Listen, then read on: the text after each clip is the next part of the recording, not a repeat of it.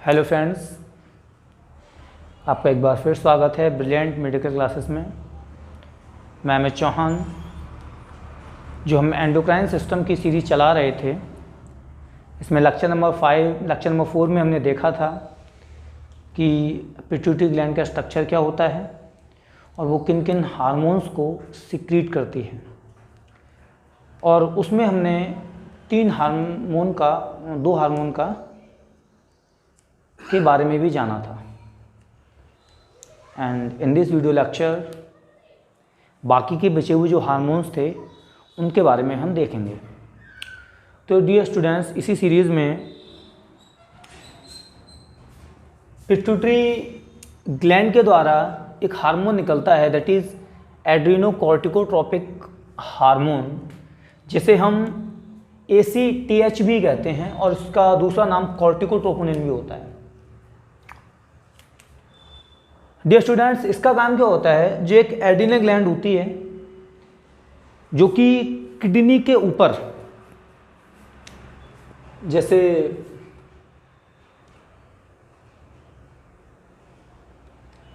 ये किडनी है तो किडनी के ऊपर एक ग्लैंड प्रेजेंट होती है कुछ,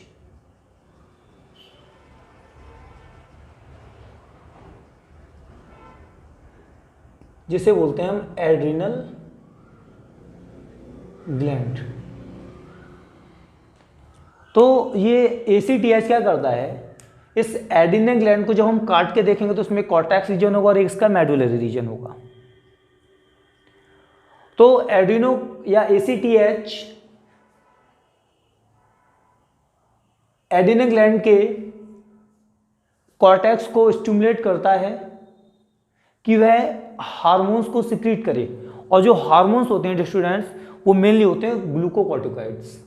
तो हम कह सकते हैं ACTH हार्मोन एड्रिनल ग्लैंड के कॉर्टेक्स को स्टिमुलेट करता है ग्लूकोकॉर्टिकॉइड हार्मोन्स को सिक्रीट करने के लिए। एंटीरियर पिट्यूटरी से जो चौथा हार्मोन है, दैट इज FSH या फॉलिकल स्टिमुलेटिंग हार्मोन। इस हार्मोन का सिक्रीशन होता है और ये हार्मोन मेल एंड फीमेल दोनों में ही सिक्रीट होता है। मेल में भी सिक्रीट होगा और फीमेल में भी सिक्रीट होगा। इन मेल, अगर हम मेल की बात करें तो मेल के अंदर ये क्या करता है, स्पर्मेटोजेनेसिस की प्रोसेस को इंड्यूस करता है। What is spermatogenesis? Spermatogenesis process के दौरान स्पर्म्स का फॉर्मेशन होता है। स्पर्म क्या होते हैं? स्पर्म जो होते हैं ह्यूमंस के अंदर, ह्यूमंस के मेल के टेस्टिस के सेमिनिफेरल ट्यूब्यूल में स्पर्म का फॉर्मेशन होता है और स्पर्म मेल गैमीट की तरह एक्ट करते हैं। तो FSH क्या करेगा, ये मेल में स्पर्मेटोजेनेसिस प्रोसेस को स्टिमुलेट करेगा और साथ ही रिस्पॉन्सिबल होता है normal functioning of seminiferous tubule. Seminiferous tubule जिनके अंदर स्पर्म का फॉर्मेशन होता है, उनकी नॉर्मल फंक्शनिंग के लिए भी यही रिस्पॉन्सिबल होता है। अब यही FSH हार्मोन फीमेल्स में सिक्रीट होता है। फीमेल के अंदर इस हार्मोन का काम क्या है, फीमेल के अंदर ये हार्मोन oogenesis को इंड्यूस करता है या स्टिमुलेट करता है। What is oogenesis? oogenesis का मतलब होता है ओवा फॉर्मेशन की प्रोसेस क्या कहलाती है, oogenesis कहलाती है। तो फीमेल में ये फीमेल गैमीट या एग के फॉर्मेशन के लिए स्टिमुलेट करता है और साथ ही ये ग्राफियन फॉलिकल के डेवलपमेंट में भी हेल्पफुल होता है। जब स्टूडेंट, जब हम जाकर के रिप्रोडक्शन इन ह्यूमन बीइंग में देखेंगे तो वहां पर हम देखेंगे कि जो ओवरी होती है, ओवरी का जो एग होता है ये जाकर के एक ग्राफियन फॉलिकल के अंदर बंद होता है। इस प्रकार से मतलब एग का डेवलपमेंट ही ग्राफियन फॉलिकल के अंदर होता है। जब ग्राफियन फॉलिकल के अंदर एग का फॉर्मेशन होगा तो एग बनने के लिए ग्राफियन फॉलिकल के डेवलपमेंट का होना भी बहुत जरूरी है। अगर ग्राफियन फॉलिकल ही नहीं हो तो उसके अंदर एग कैसे बन पाएगा? तो ग्राफियन फॉलिकल के डेवलपमेंट के लिए भी FSH रिस्पॉन्सिबल होता है और oogenesis के लिए भी ये रिस्पॉन्सिबल होता है। ग्राफियन फॉलिकल एक हार्मोन को सिक्रीट करती है, इसका नाम होता है एस्ट्रोजन। तो ग्राफियन फॉलिकल एस्ट्रोजन को सिक्रीट करने के लिए भी रिस्पॉन्सिबल होती है और इसीलिए हम कह सकते हैं कि estrogen also effect by FSH। क्योंकि जब FSH ग्राफियन फॉलिकल के डेवलपमेंट को स्टिमुलेट कर रहा है और ग्राफियन फॉलिकल एस्ट्रोजन को सिक्रीट कर रही है, तो हम इनडायरेक्टली कह सकते हैं कि एस्ट्रोजन भी FSH के द्वारा इफेक्ट होता है, एस्ट्रोजन का सिक्रीशन भी FSH के द्वारा रेगुलेट होता है। इसी प्रकार से एक और हार्मोन जो कि एंटीरियर पिट्यूटरी के द्वारा सिक्रीट होता है, that is LH, luteinizing hormone. Females में हम ल्यूटिनाइजिंग LH के फॉर्म में जानते हैं, जबकि मेल में इसे हम interstitial cell stimulating hormone ICSH के नाम से भी जानते हैं। तो फीमेल में LH का काम क्या है? LH फीमेल में क्या करेगा? स्टिमुलेट करेगा ओवुलेशन को। What is ovulation? एग का ओवरी से फैलोपियन ट्यूब में जाना ही क्या कहलाता है? ओवुलेशन कहलाता है। मतलब ओवरी होगी ये हमारी,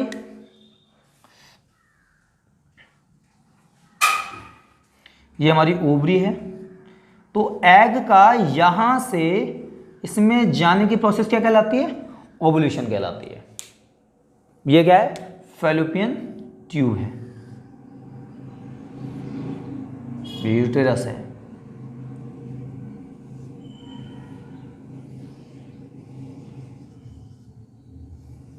ये जो फिंगर लाइक प्रोजेक्शन है इनको हम फिम्ब्री कहते हैं, क्योंकि जब एग ओवरी के द्वारा मतलब ग्राफियन फॉलिकल फट जाती है, रप्चर होती है, और ग्राफियन फॉलिकल के रप्चर होते ही, ये हमारी ग्राफियन फॉलिकल यहाँ पर रप्चर हो गई है, रप्चर होते ही जो एग है वो फिम्ब्री के द्वारा इसमें अंदर चला जाएगा, और बाकी का जो एग तो चला गया किसमें? फैलोपियन ट्यूब में। यह प्रोसेस क्या कहलाएगी? ओवुलेशन कहलाएगी। अब एग जब चला जाएगा तो ये क्या? ये ग्राफियन फॉलिकल खाली बचेगी, तो ये ग्राफियन फॉलिकल क्या कहलाती है फिर? इस मतलब वो ग्राफियन फॉलिकल के अंदर से जब एग फैलोपियन ट्यूब में चला जाता है, तो जो रेमनेंट या शेष बची हुई ग्राफियन फॉलिकल है वो कार्पस ल्यूटियम का फॉर्मेशन करती है। कार्पस ल्यूटियम का फॉर्मेशन करती है। तो फीमेल में LH क्या करेगा? स्टिमुलेट का ओवुलेशन को। जब ओवुलेशन हो जाएगा तो क्या होगा? जो ग्राफियन फॉलिकल बचेगी वो क्या कहलाएगी? कार्पस ल्यूटियम का फॉर्मेशन होगा, और कार्पस ल्यूटियम एक हार्मोन को सिक्रीट करती है, इसे बोलते हैं प्रोजेस्टेस्ट्रॉन। अब प्रोजेस्टेस्ट्रॉन का काम क्या होता है? ये यूट्रस की जो एंडोमेट्रियम की वाल है उसको थोड़ा सा मेंटेन करने का। अच्छा, उसके लिए हम आगे देखेंगे कि उसका काम क्या है, लेकिन फिलहाल इतना हम समझेंगे यहाँ पे कि जो LH हार्मोन है वो स्टिमुलेट करेगा ओवुलेशन को। जब ओवुलेशन होगा, यहाँ पे हमने देखा कि जो ग्राफियन फॉलिकल के अंदर जो एग बना हुआ है, एग अगर फैलोपियन ट्यूब में जाएगा तो बचा हुआ जो ग्राफियन फॉलिकल का बचा हुआ जो पार्ट है वो क्या कहलाएगा? कार्पस ल्यूटियम कहलाएगा। कार्पस ल्यूटियम क्या करेगा? प्रोजेस्टेस्ट्रॉन को सिक्रीट करेगा।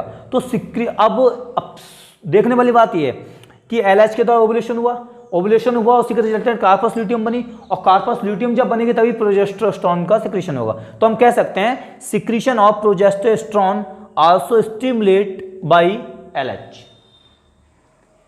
कि प्रोजेस्टेस्ट्रॉन का सिक्रीशन भी LH के द्वारा ही स्टिमुलेट होता है। मतलब जैसा हमने ऊपर देखा था सेम वैसा ही नीचे है।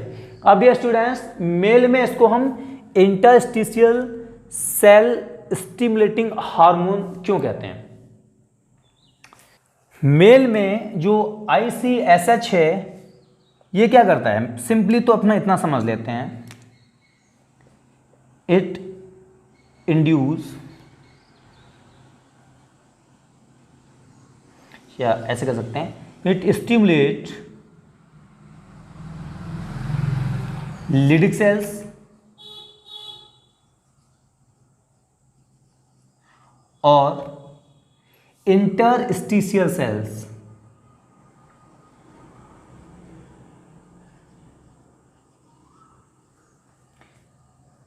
To secrete testosterone.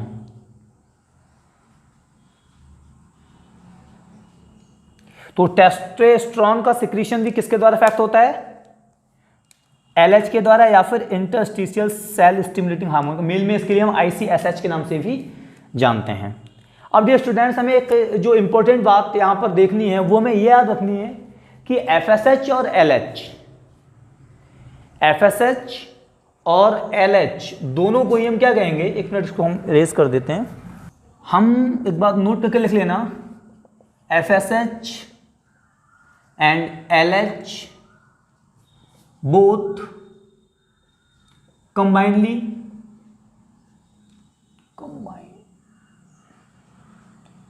called as gonadotropic hormone, gonadotropic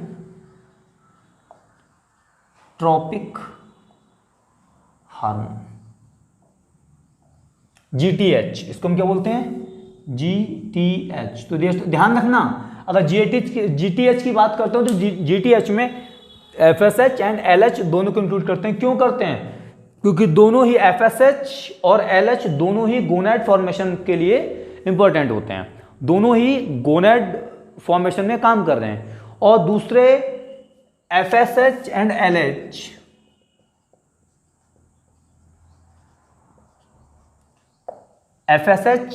LH both are synergistic hormone.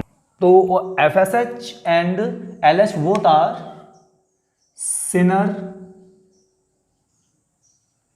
सिनर्जेसिक hormone. इस टर्म को थोड़ा स्टूडेंट्स ध्यान रखेंगे। सिनर्जेसिक का मतलब क्या होता है? सिनर्जेसिक का मतलब होता है कि ये एक दूसरे के कॉम्प्लीमेंट होते हैं। कॉम्प्लीमेंट का मतलब LH एंड FSH दोनों मिलकर ही किसी एक कार्य को कंप्लीट करने के लिए, मतलब एक दूसरे के कॉम्प्लीमेंट होते हैं, एक दूसरे के पूरक होते हैं। तो इस तरह के हार्मोन्स को हम क्या बोलते हैं? सिनर्जेसिक हार्मोन बोलते हैं, क्योंकि FSH एंड LH दोनों ही मिलकर गोनैड फॉर्मेशन में इंपॉर्टेंट रोल प्ले करते हैं। तो इसीलिए इनको हम क्या बोलते हैं? सिनर्जेसिक हार्मोन भी बोलते हैं। एक बात यहां पे और लिखेंगे कि जो FSH एंड LH हार्मोन हैं, they secrete after puberty.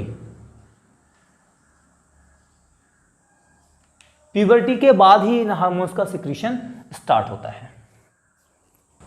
Students, 7 number का जो हार्मोन है दैट इज प्रोलैक्टिन और लैक्टोजेनिक और मेमोट्रोपिक हार्मोन या ल्यूटियोट्रोपिक हार्मोन।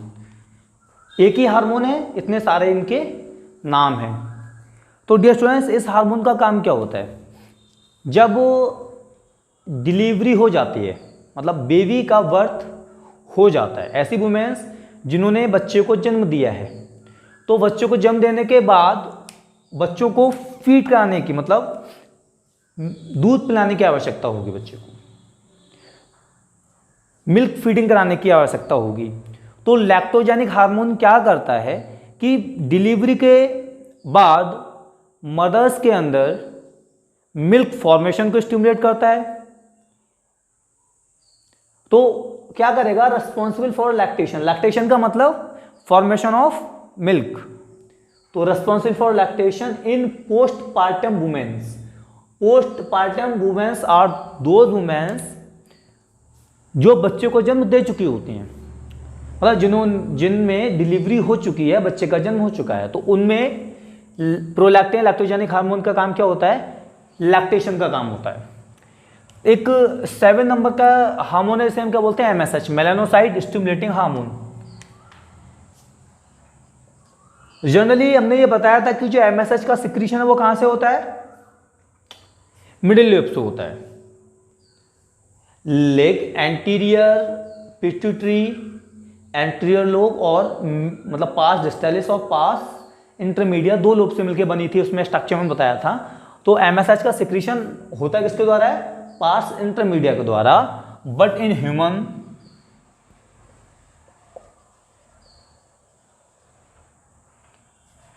ह्यूमन एंटीरियर लोब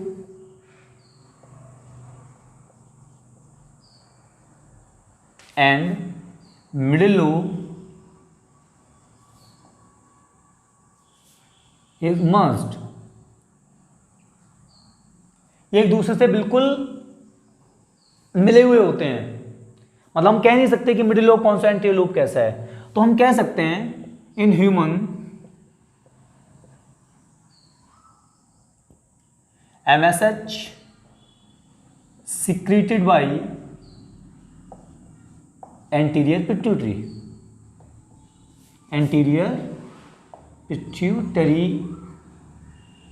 या anterior lobe.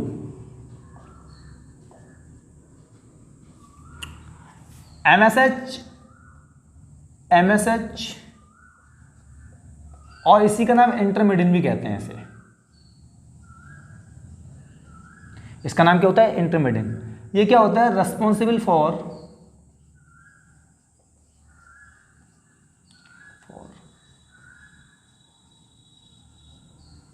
Synthesis of melanin pigment in melanocyte. जो मेलानोसाइट सेल्स होती हैं, उन मेलानोसाइट सेल्स के अंदर ये मेलानिन पिगमेंट की सिंथेसिस के लिए रिस्पॉन्सिबल होता है। मेलानिन का ह्यूमंस के अंदर क्या स्किन डार्कनिंग में कोई इनका फंक्शन है या नहीं है, ये बात आज भी डाउटफुल है। स्किन डार्कनेस में इनका कोई रोल है या नहीं है, ये बात ह्यूमंस में तो अभी भी डाउटफुल है। लेकिन जितने भी लोअर इन्वर्टिब्रेट्स होते हैं, लोअर वर्टिब्रेट्स होते हैं जिनमें एम्फीबिया हैं, रेप्टाइल्स हैं, उनमें जो स्किन का कलर चेंज होता है, स्किन का जो कलर है चेंज होता है, कभी डार्क होता है कभी लाइट होता है, जिसे मेटाक्रोसिस बोलते हैं। एम्फीबियंस होते हैं, रेप्टाइल्स होते हैं, वो अपने स्किन के कलर को चेंज करते हैं, डार्क से लाइट और लाइट से डार्क हो जाता है उनका कलर। ये प्रोसेस क्या कहलाती है? मेटाक्रोसिस कहलाती है। लिख लेना।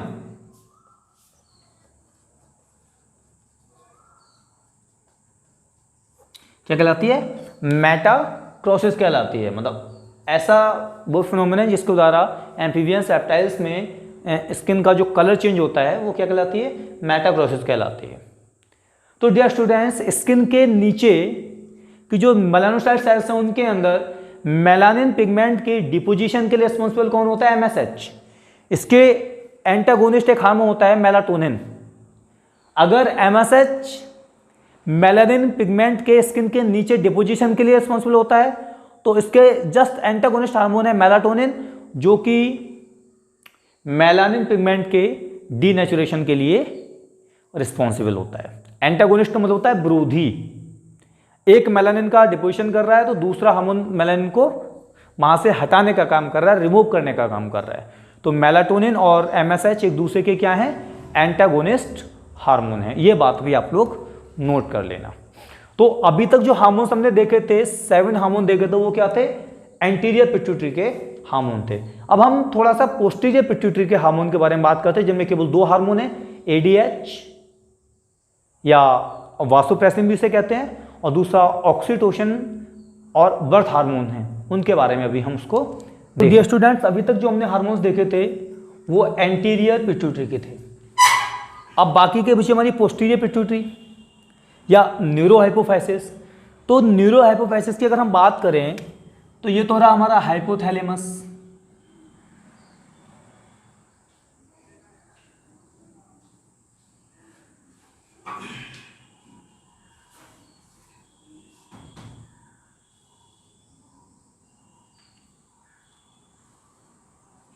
तो यहां से हाइपोथैलेमस से कुछ न्यूरॉन्स आते हैं।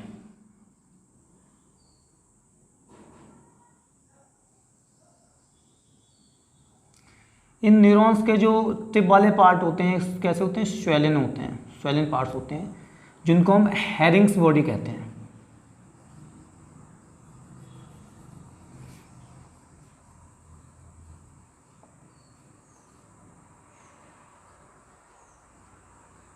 यहाँ पर कुछ इनमें एक सपोर्टिंग सेल्स होती हैं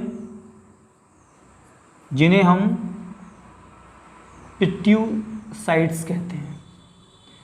तो डियर स्टूडेंट्स, एक्चुअल में जो न्यूरोहाइपोफाइसिस है या पोस्टीरियर पिट्यूटरी है, वो हार्मोन का सिक्रीशन मतलब हार्मोन का सिंथेसिस नहीं करती है। उसका काम कितना होता है कि वो हार्मोन को स्टोर करती है, जरूरत पड़ने पर उन्हें को रिलीज कर देती है। वास्तव में जो हार्मोन है न्यूरो हाइपोफाइसिस के, वो हाइपोथैलेमस के सुप्रा optic nucleus and optic nucleus hormone secrete होते हैं, वो वास्तव में हाइपोथैलेमस के सुप्रा optic nucleus and para ventricular nucleus के द्वारा सिंथेसाइज होते हैं। हाइपोथैलेमस के सुप्रा optic nucleus and para ventricular nucleus के द्वारा सिंथेसाइज होंगे और फिर वो ये हमारा हाइपोथैलेमस है, इसको ध्यान रखना थोड़ा सा।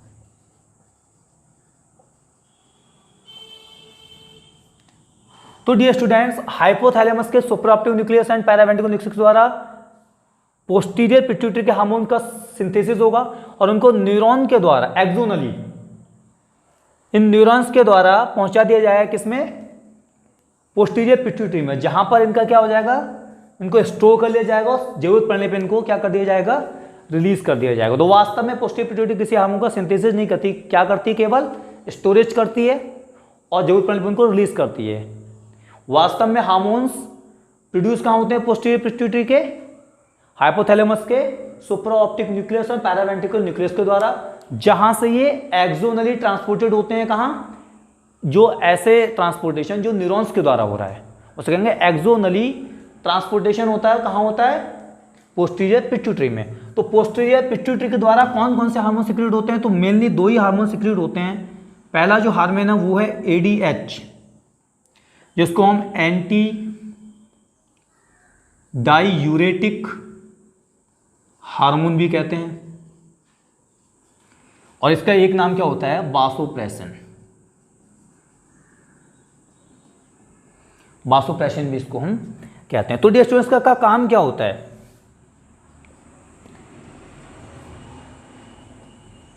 It stimulate reabsorption, it stimulate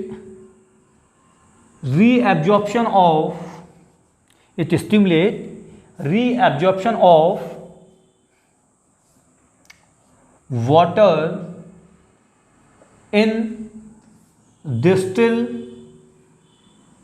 convoluted tubule or and collecting duct of nephron. इसका काम क्या है कि जब वो बॉडी के अंदर वाटर की कमी हो जाए, पानी की कमी है, पानी की कमी होगी, ब्लड प्रेशर लो होगा, ब्लड प्रेशर लो होगा, इस स्ट्रेस को हाइपोथैलेमस के द्वारा रिसीव कर लिया जाएगा और तुरंत ही पोस्टीरियर पिट्यूटरी से ADH का सिक्रेशन होगा। ADH क्या करेगा, जो नेफ्रॉन होता है हमारा, इस तरह से कुछ नेफ्रॉन होता है,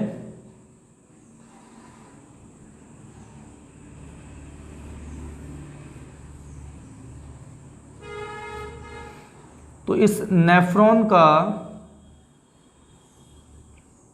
ये जो डिस्टल पार्ट है, ये इसे हम बोलेंगे DCT। इतना यहाँ से ये वाला जो लूप ऐसे क्या कहेंगे हम, DCT, डिस्टल कन्वोल्यूटिव ट्यूब्यूल, और ये जाकर के डिस्टल कन्वोल्यूटिव टर्मिनली एक कलेक्टिंग डक्ट में ओपन हो जाता है।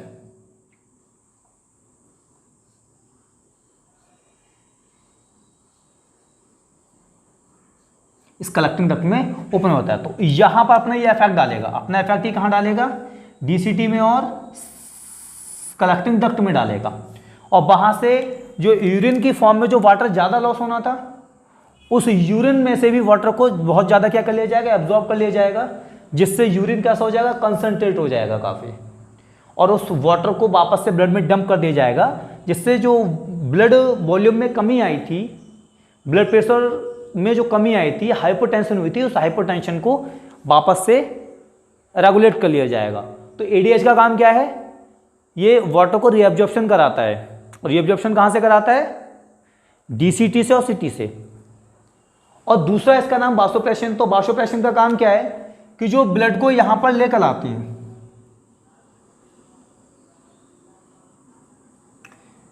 ब्लड को जो आर्टरी लेकर के आती है, फ्रंट और अफ्रंट आर्टरी होती है जो ब्लड को लेकर के आती है नेफ्रॉन के अंदर, उस आर्टरी का क्या करेगा, डायमीटर को थोड़ा सा बड़ा कर देगा। मतलब अफ्रंट आर्टरियोल के इस वाले को इधर से ब्लड आया तो इसके डायमीटर को क्या करेगा, ये इंक्रीज कर देगा, इसको क्या कर देगा, डिक्रीज कर देगा, क्योंकि ज्यादा ब्लड नहीं आना चाहिए, ज्यादा का प्लाज्मा यहाँ छनेगा तो दिक्कत हो जाएगी। तो इसको वासोप्रेशन क्यों कहते हैं, क्योंकि ये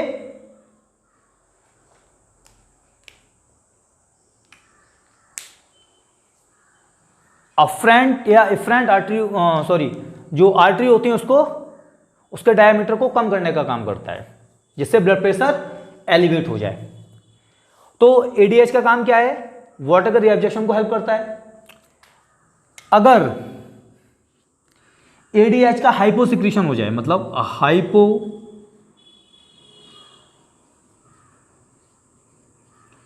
सिक्रीशन ऑफ एडीएच, एडीएच का अगर हाइपोसिक्रीशन हो जाएगा तो क्या क्या दिक्कत होगी। एक तो क्या है, डायूरेसिस हो जाएगी।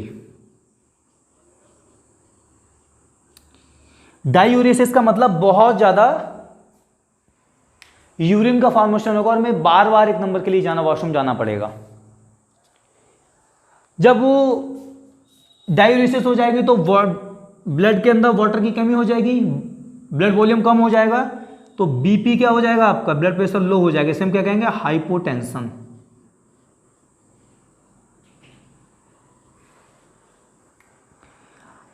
अब क्योंकि कमी होगी तो बॉडी के रिसेप्टर एक्टिवेट हो जाएंगे, वो ये कोशिश करेंगे कि आप ज्यादा से ज्यादा पानी पिएं, तो आपको बहुत ज्यादा प्यास लगेगी और आप बार बार पानी पिएंगे। इस कंडीशन को बोलते हैं पॉलीडिप्सिया।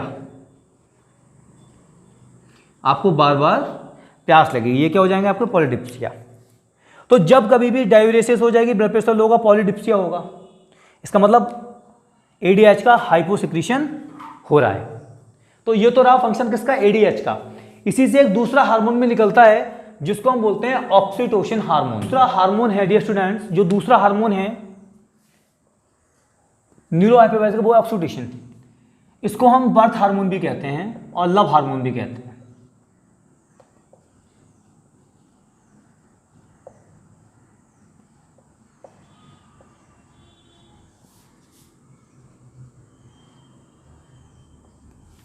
तो इसका काम क्या होता है डियर स्टूडेंट्स, जब बेबी की डिलीवरी होनी होती है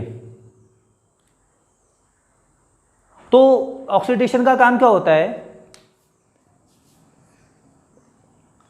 it stimulate myometrium of uterus to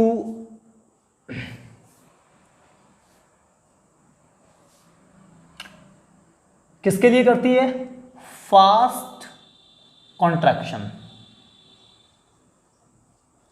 जब बेबी की डिलीवरी होने वाली है तो उस समय क्या करेगा, ऑक्सीटोसिन यूट्रस की मायोमेट्रियम में फास्ट कॉन्ट्रैक्शन को इनिशिएट करेगा। जब फास्ट कॉन्ट्रैक्शन इनिशिएट हो जाएगा तो क्या होगा, लेबर पेन स्टार्ट हो जाएगा, जिसको हिंदी में प्रसव पीड़ा कहते हैं। जब लेबर पेन स्टार्ट हो जाएगा तो फिर बेबी, जो यूट्रस में जो बेबी है वो आगे की ओर पुश होगा, जिससे वो वैजाइनल ओपनिंग के थ्रू बाहर की ओर आ जाएगा, इससे बच्चे की डिलीवरी हो जाएगी।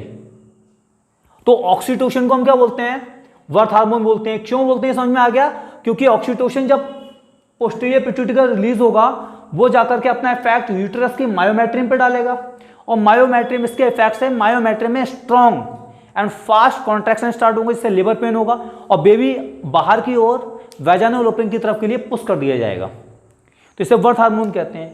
दूसरा इसे हम क्या कहते हैं, लव हार्मोन भी कहते हैं। क्यों कहते हैं ये भी देखो, इट स्टिमुलेट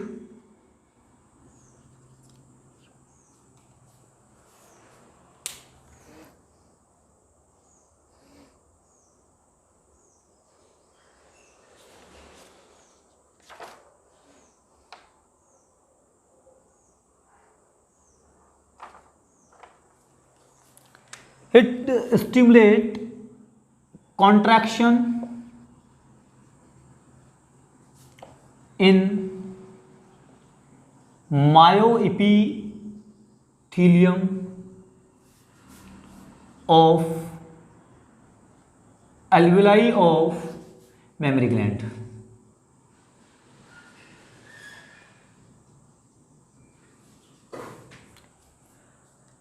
जो मेमोरी ग्लैंड्स होती हैं, मदर की मेमोरी ग्लैंड्स में ये की जो मायोपीथीलियम उसमें क्या करेगा, कॉन्ट्रैक्शन स्टार्ट करेगा।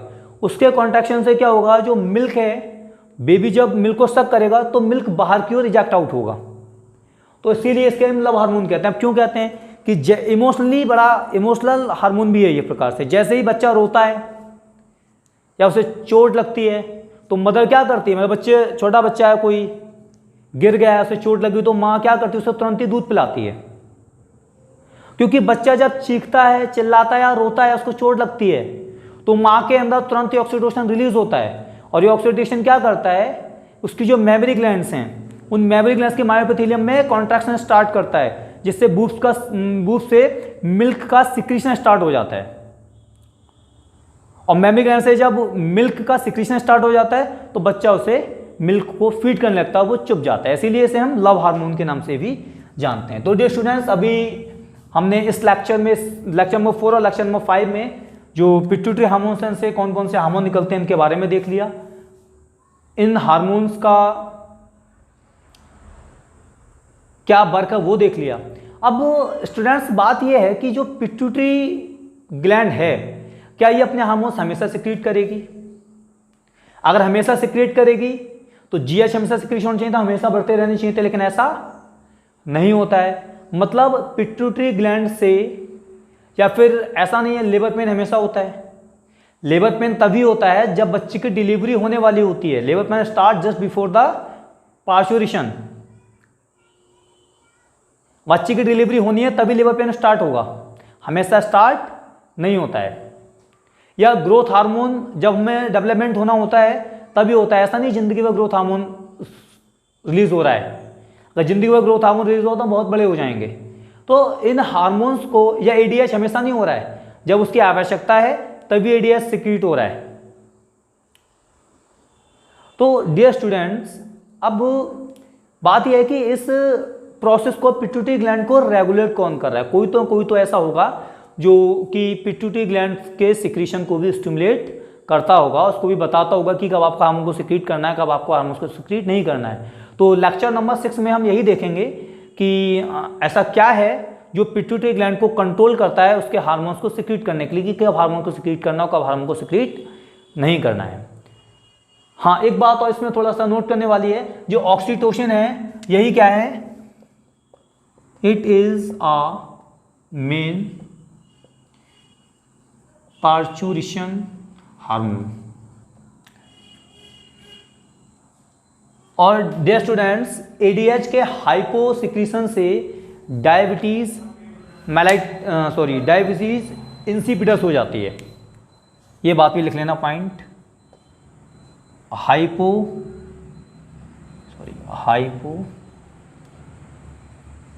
सिक्रीशन ऑफ एडीएच क्या करता है, डायबिटीज इंसिपिडस।